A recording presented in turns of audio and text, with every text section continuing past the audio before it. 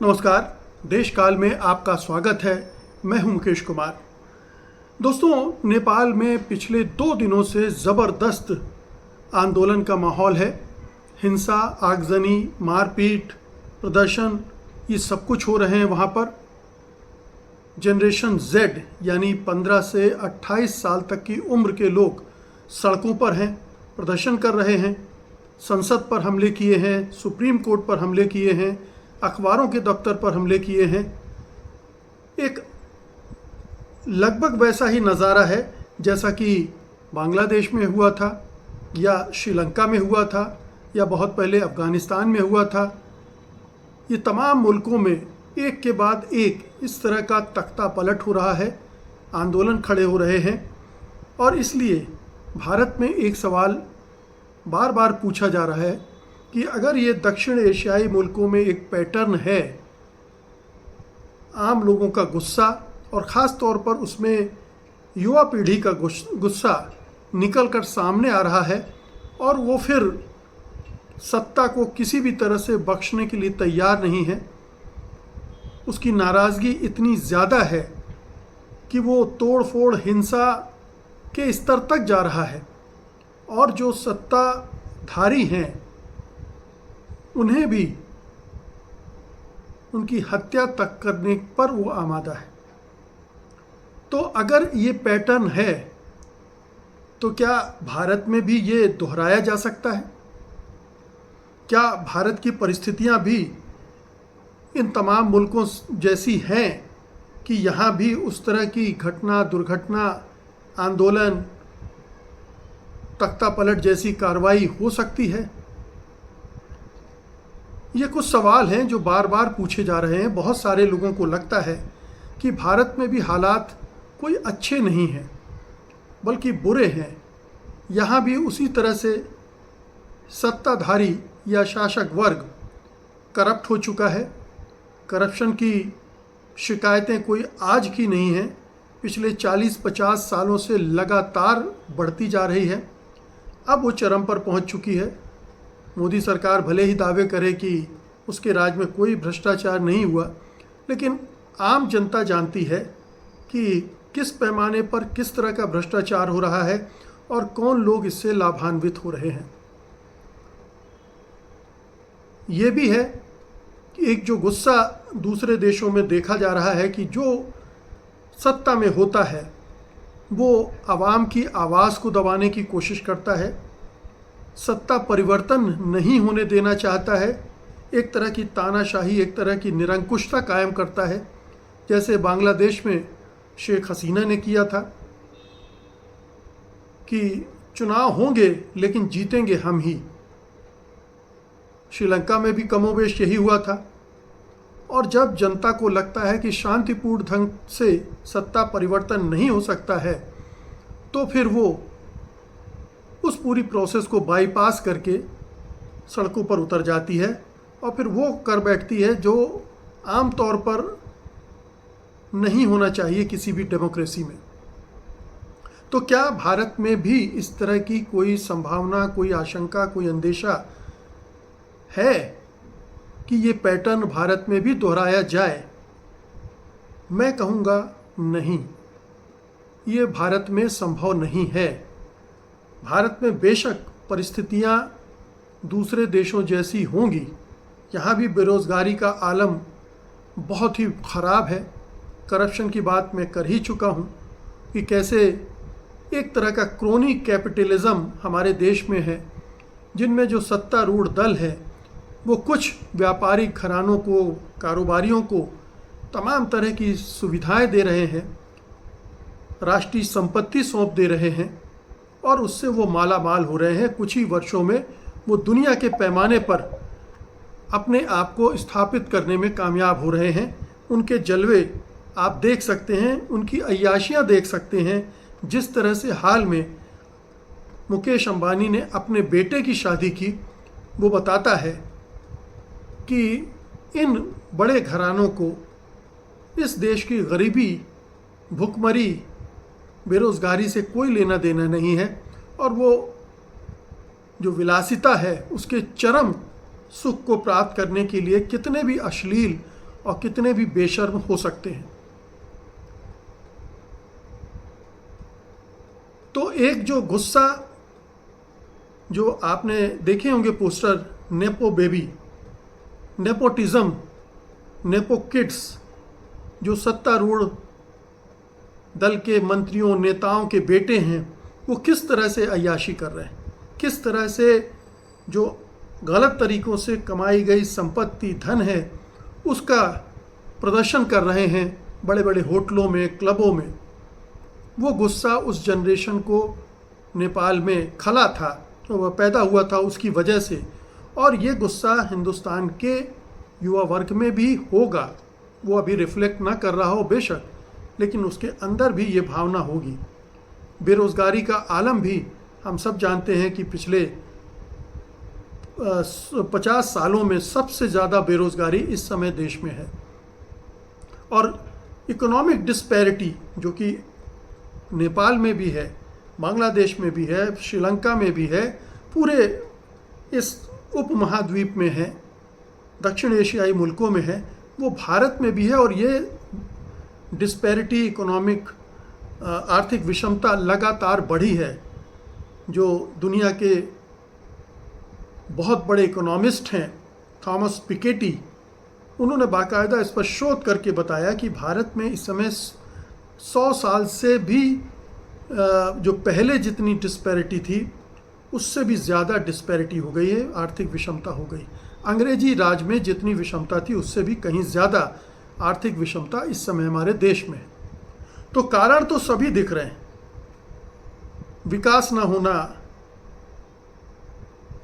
सम्मानपूर्वक गरिमापूर्ण जीवन का अभाव, ये तमाम चीज़ें भारत में भी वैसी ही उसी स्तर पर मौजूद हैं। लेकिन इसके बावजूद अगर मैं कह रहा हूँ कि भारत में इस तरह का विद्रोह, बगावत नहीं होने की संभावना है, तो उसकी कुछ ठोस वजहें हैं। पहली बात तो ये है कि भारत अभी भी तमाम गिरावटों के बावजूद इन पड़ोसी मुल्कों के मुकाबले ज़्यादा शक्तिशाली लोकतंत्र है। अभी भी जितना भी लोकतंत्र बचा हुआ है, पिछले 11 सालों में गिरावट के बावजूद, वो इन तमाम देशों के मुकाबले कहीं ज़्यादा ठोस है। हमारी संवैधानिक संस्थाओं का पतन हुआ है, कोई इसमें मतभेद नहीं है। हमारी न्यायपालिका का पतन हुआ है, हमारी विधान पालिकाओं का पतन हुआ है, संसद का स्तर गिरा है, गवर्नेंस का स्तर बहुत नीचे आ गया है। ये सारी चीज़ें हैं। इसके बावजूद इन पड़ोसी मुल्क, चाहे आप पाकिस्तान ले लें, बांग्लादेश, नेपाल, म्यांमार, श्रीलंका, अफ़गानिस्तान, ये जितने भी देश हैं, इनके मुकाबले हमारी डेमोक्रेसी अभी भी बहुत मजबूत है। हमारा मीडिया गोदी मीडिया में तब्दील हो चुका है और उसको और भी नियंत्रित करने की कोशिश ये सरकार कर रही है। तमाम तरह के नियम कानून बना रही है और अपनी एजेंसियों का इस्तेमाल करके जो स्वतंत्र मीडिया है उसको धमका भी रही है। लेकिन अभी भी इसमें एक छोटी सी गुंजाइश बची हुई है जिसके ज़रिए आदमी अपने गुस्से को वेंटिलेट कर पाता है, निकाल पाता है। चाहे वो हम जैसे यूट्यूबर्स हों, जहाँ पर इस तरह की बातें हम लोग कर सकते हैं, अभी कर पा रहे हैं, कल की बात मैं नहीं कहता हूँ, तो वहाँ भी लोगों को एक विंडो मिल जाती है जहाँ पर वो अपनी बात कह सकते हैं। नेपाल में जब सोशल मीडिया को बैन कर दिया गया तो वो विंडो भी ख़त्म हो गई थी और उसकी वजह से एकदम से लोग सड़कों पर उतर आए थे। शिकायतें बाकी सब थीं, लेकिन जब आप उनकी अभिव्यक्ति की स्वतंत्रता पर भी अंकुश लगाने लगते हैं तो उन्हें लगता है अब सारे दरवाजे बंद हो गए। तो भारत में भी अगर वो सरकार उस दिशा में बढ़ी और कभी उसने जो भी अभी थोड़ा बहुत स्वतंत्र मीडिया है उसका भी गला दबाया, तो वो संभावना फिर बलवती हो जाएगी और उसमें वो गुंजाइश भी निकल आएगी। लेकिन जैसा कि मैंने कहा कि अभी सारे जो संस्थान हैं, जो चारों पांचों खंबे हैं इस लोकतंत्र के, उनमें अभी भी जान बाकी है, इसलिए इस तरह की घटना नहीं हो सकती।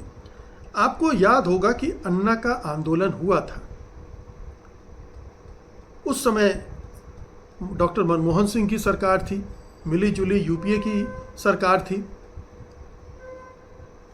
आंदोलन हुआ, शांतिपूर्ण हुआ, राष्ट्रव्यापी आंदोलन था, बड़ा आंदोलन था।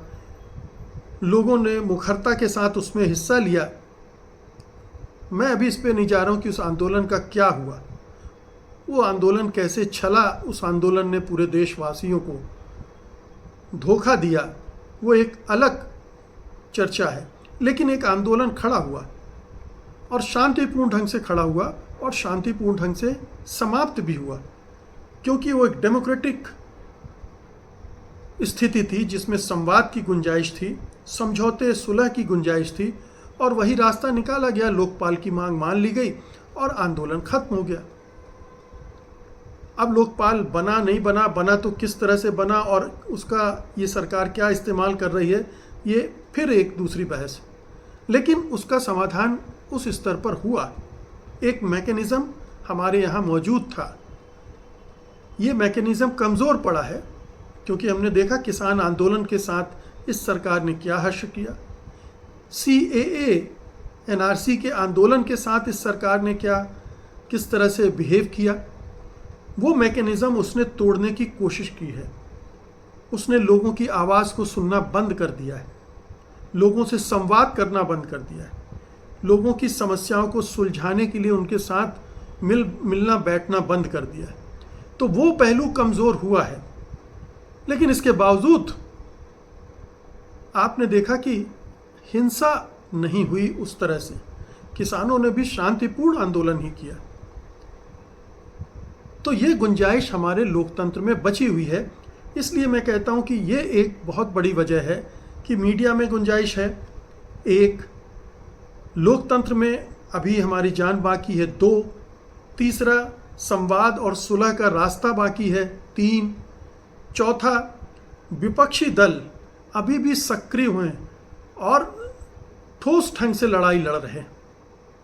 अब वह लड़ाई भी एक मजबूती हासिल कर रही है जिसमें सत्ता का जो निरंकुशता है उसको सीमित किया जा रहा है, संभव बनाया जा रहा है कि ऐसा हो सकता है।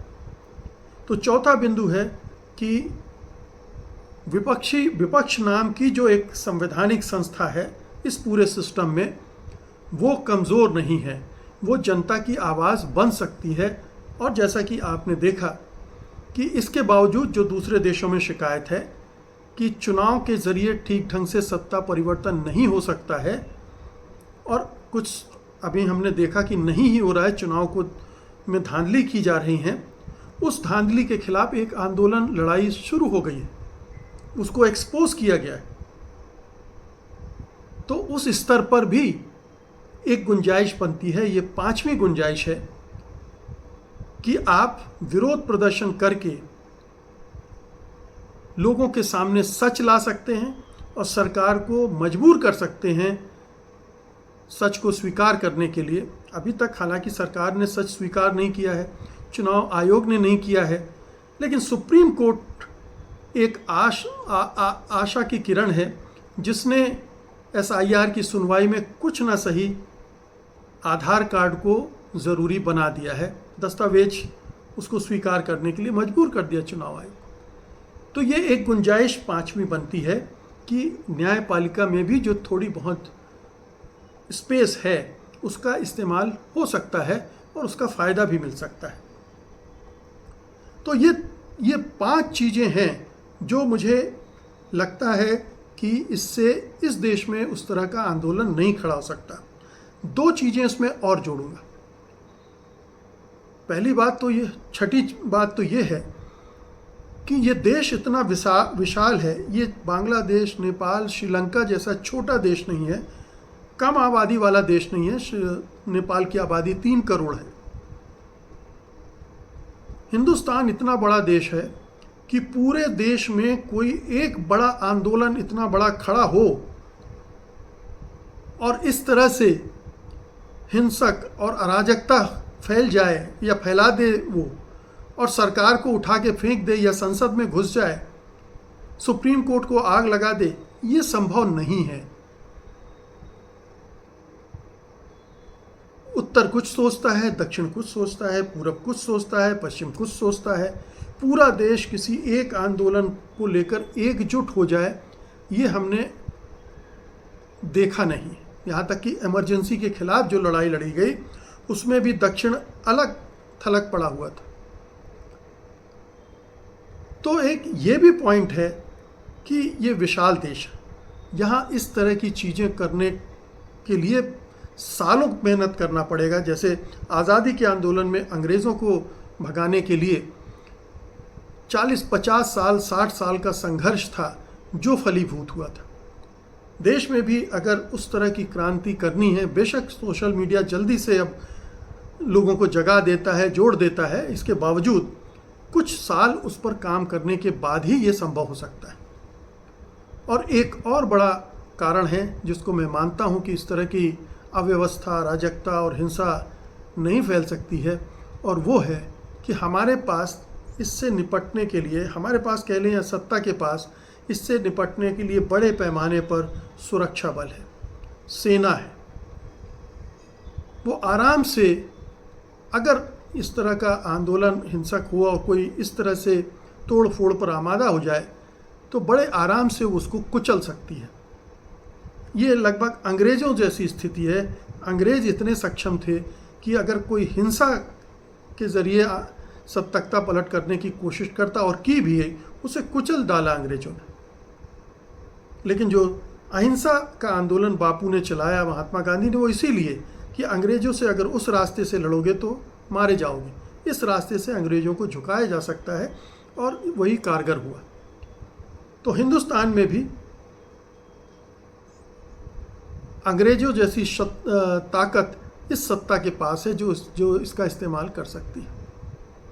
तो ये बेमूर्खतापूर्ण बात है कि राहुल गांधी ये चाहते हैं कि विदेशी शक्तियां भारत में तख्ता पलट करना चाहती हैं, कि डीप स्टेट की बात की जाती है। ये तमाम चीज़ें केवल सत्ता को बचाने के लिए है, विपक्ष को बदनाम करने के लिए है, आंदोलनों को बदनाम करने के लिए है। हकीकत ये है कि ऐसा कुछ भी नहीं है, और विपक्ष अपने जो लोकतांत्रिक अधिकार हैं, जो लोकतांत्रिक प्रक्रिया है हमारे सिस्टम में, पॉलिटिकल सिस्टम में मौजूद है, उसका इस्तेमाल करते हुए विरोध प्रदर्शन कर रहा है, जनमत तैयार कर रहा है, और कोशिश करेगा कि चुनाव के ज़रिए वो सत्ता परिवर्तन करे। तख्ता पलट वाली कोई सूरत यहाँ नहीं बनती है। तो आप बेफिक्र रहिए, हिंदुस्तान में ऐसा कुछ नहीं होने जा रहा है, और हिंदुस्तान की आवाम भी, मैं कहूँगा, इतनी जल्दी उत्तेजित नहीं होने वाली है। किसी एक आध इलाके में कुछ छोटा मोटा हो जाए, बात दूसरी है, लेकिन राष्ट्रीय स्तर पर तो ये बिल्कुल भी नहीं। बहुत बहुत शुक्रिया आपका, धन्यवाद, नमस्कार।